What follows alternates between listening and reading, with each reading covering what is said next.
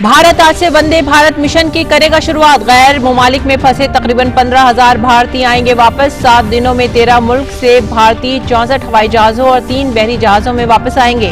Corona की अलामात से पाक शहरियों को ही मिलेगी आने की इजाजत।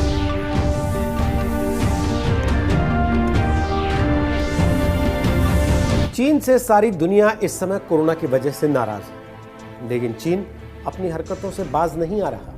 ऐसे वक्त में जब चीन को दुनिया की मदद करनी चाहिए थी, चीनी कंपनियां कोरोना की मार की वजह से दुनिया भर में कमजोर पड़ चुकी कंपनियों को औने पौने दाम में खरीद लेने की साजिश में जुटी हुई। और इसी से बचने के लिए ज्यादातर देशों ने क्या किया कि उन्होंने अपने प्रत्यक्ष विदेशी निवेश यानी कि FDI के नियमों में बदलाव कर दिया। ऐसा ही कुछ भारत ने भी किया, और जब भारत ने ऐसा किया तो ये बात चीन को चुभ गई और चीन ने भारत को धमकी दे डाली कि हम आपको API नहीं देंगे। API फार्मा सेक्टर का एक ऐसा तत्व है जिसके बारे में आज हम आपको विस्तार से बताने वाले हैं, और ये भी बताने वाले हैं चीन के API नहीं देने से भारत के फार्मा सेक्टर पर क्या कोई फर्क पड़ेगा, या फिर भारत खुद से API बनाकर चीन की इस दादागिरी को खत्म नहीं कर सकता, इसकी अकड़ को खत्म नहीं कर सकता। लेकिन उसके लिए आपको सबसे पहले यह जानना पड़ेगा कि आखिर API होता क्या है। तो API होता है एक्टिव फार्मास्यूटिकल इंग्रेडिएंट। WHO के मुताबिक किसी भी दवा को बनाने के लिए जिन चीजों की जरूरत होती है, जिन पदार्थों की जरूरत होती है, उसे API कहा जाता है। असल में API किसी भी दवा को बनाने का आधार होता है। जैसे क्रोसिन की दवा के लिए API है पैरासीटामोल। अगर आपने पैरासीटामोल का API मंगवा लिया तो फिर आप उसको आधार बनाकर दवा किसी भी नाम से बेच सकते हैं। इसके लिए आपको ज्यादा बड़ी फैक्ट्री लगाने के लिए जरूरत नहीं होती और इसे लगाना भी आसान होता है। और अब बात करते हैं चीन से भारत के API आयात। भारत दुनिया की तीसरी सबसे बड़ी फार्मा इंडस्ट्री है, लेकिन उसकी सबसे बड़ी समस्या यह है कि वो चीन से 85% API का आयात करता है, यानी कि चीन से लेता है। जिस दवाई को लेकर दुनिया इस समय भारत के सामने नतमस्तक है, हाइड्रोक्सीक्लोरोक्विन, उसका भी 75% API भारत चाइना से ही आयात करता है। हर साल करीब $2.5 अरब के API का चीन से भारत आयात करता है। दुनिया में सबसे ज्यादा जेनरिक दवाएं भारत में ही बनती है, और भारत हर साल फार्मा उत्पादों का लगभग $20 अरब का निर्यात भी करता है।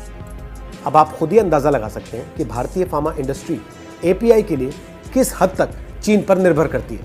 अब आप पूछेंगे कि भारत की अपनी इतनी बड़ी फार्मा इंडस्ट्री है तो भारत API के लिए चीन पर इतना निर्भर क्यों है, वो अपने यहाँ API क्यों नहीं बना सकता?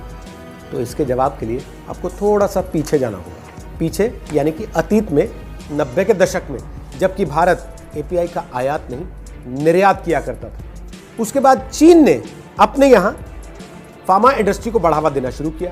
चीन की सरकार ने उसे सपोर्ट बहुत हद तक किया और वहां पर सस्ती बिजली, सस्ती जमीन, सस्ती लेबर, सब कुछ मुहैया कराना शुरू किया, जिसकी वजह से चीनी इंडस्ट्री छा गई और उसने अपने API की डंपिंग भारत के बाजार में शुरू कर दी। हिमाचल के एक इंडस्ट्रियलिस्ट सतीश सिंगला की माने तो चीन के यहाँ प्लांट्स बहुत बड़े बड़े हैं, उनकी प्रोडक्शन कैपेसिटी काफी ज्यादा है, जबकि भारत में फार्मा इंडस्ट्री के लिए नियम कानून काफी सख्त हैं। राज्यों और केंद्र के अलग अलग नियम हैं, उनको मानने के तौर तरीके अलग अलग हैं, लिहाजा फार्मा इंडस्ट्री पर दबाव बहुत ज्यादा हो जाता है।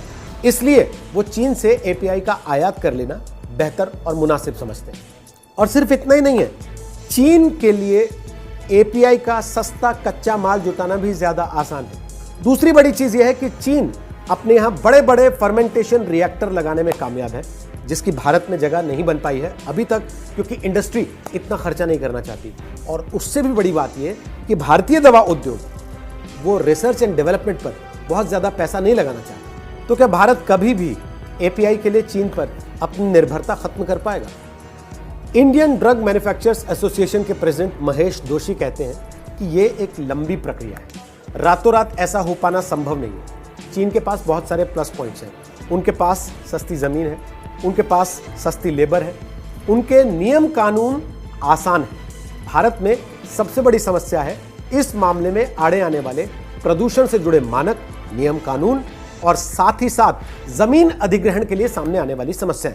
और आखिर में बात करते हैं चीन की धमकी की कि क्या वाकई चीन एपीआई का निर्यात करना बंद कर देगा। जानकार मानते हैं कि यह केवल गीदड़ भभकी है जो कि चीनी मीडिया इस समय फैलाने की कोशिश कर रहा है। जैसे भारत की जरूरत चीन से एपीआई आयात करने की है, चीन की भी जरूरत इतने बड़े बाजार की है जहां वो अपने एपीआई को खपा सके। इसलिए फिलहाल कम से कम चीन की ये बातें कोरी धमकियां लगती हैं और कुछ नहीं। निकट भविष्य में कम से कम ऐसा नहीं लगता कि चीन एपीआई का निर्यात भारत को बंद कर सके।